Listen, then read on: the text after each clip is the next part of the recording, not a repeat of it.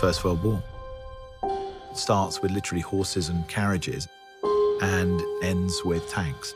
So it's the moment where modern war, you could argue, begins. From the very beginning, I felt this movie should be told in real time. Every step of the journey, breathing every breath with these men, felt integral.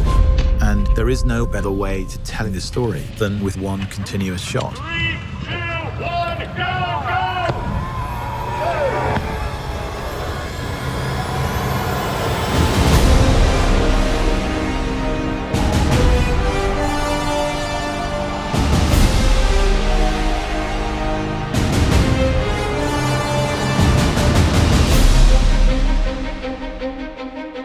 From the first moment I talked to Sam about the idea of it as a one-shot movie, I knew it was going to be really immersive.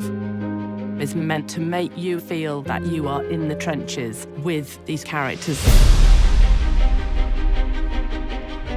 The film in itself is a slice of time. These two young men get sent on a mission to deliver a message to stop an attack. Action! So they've got to cross into enemy territory on a race against time to deliver a message that will save 1,600 lives. And the camera never, ever comes away from the two characters. There's always that sort of get-out-of-jail card that you have with a movie. Well, you know, we might be able to cut around this, or we might take that scene out. That's not possible on this film. The dance of the camera and the mechanics all have to be in sync with what the actor's doing. When you achieve that, it's really beautiful and exhilarating. Sometimes you have a camera being carried by an operator, hooked onto a wire.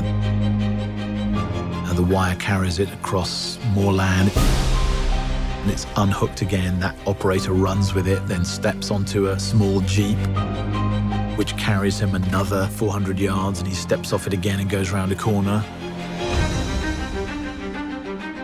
Let's go back to 1. This film does not take place in a series of interiors. This is endless exteriors. No location ever repeats, so you're constantly moving through landscapes.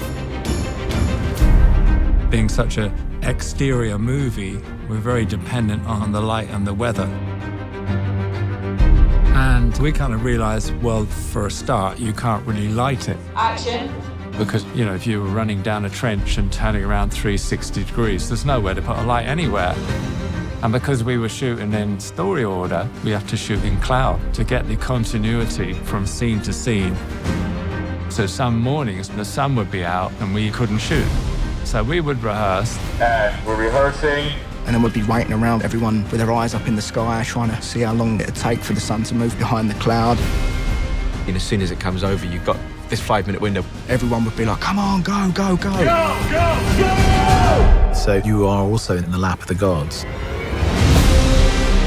It's like a piece of theatre every take. Once it starts, it can't stop. If something goes wrong, you just have to keep going. Until you actually see it on a screen, you don't really realize how immersive it is and how that technique kind of draws you into it.